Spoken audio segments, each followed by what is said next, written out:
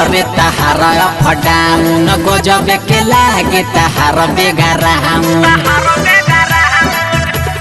बुझलू ऊपर नीचे करे तहार फडाउन गजब के लागे तहार बेगराउंड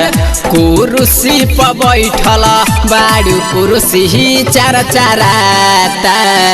तहार देखी के सामान हमार टनटनाता तहार देखी के सामान हमार टनटनाता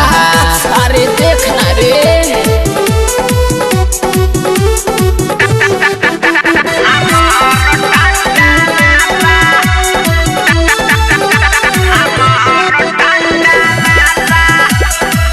Saroj recording studio under road Siwan. कौना चौकी के खालू आटा हो नहीं तो पावेला दुपट्टा हो कर फाइट बा बड़ी टाइट बा होई तोहरो जवानी बगाटा हो कौना चौकी के खालू आटा हो नहीं तो पावेला दुपट्टा हो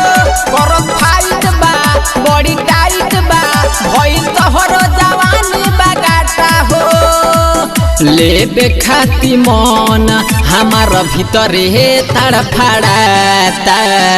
तहार देखी के सामान हमार टनटनाता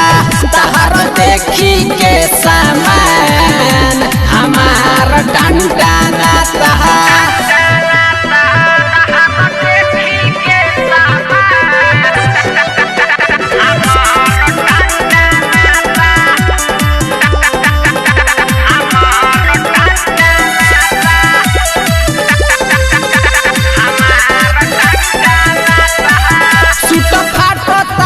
नहीं आटता देह कैसे बनवलू हो लार चुअता सभे मुआता हम के तरसवलू हो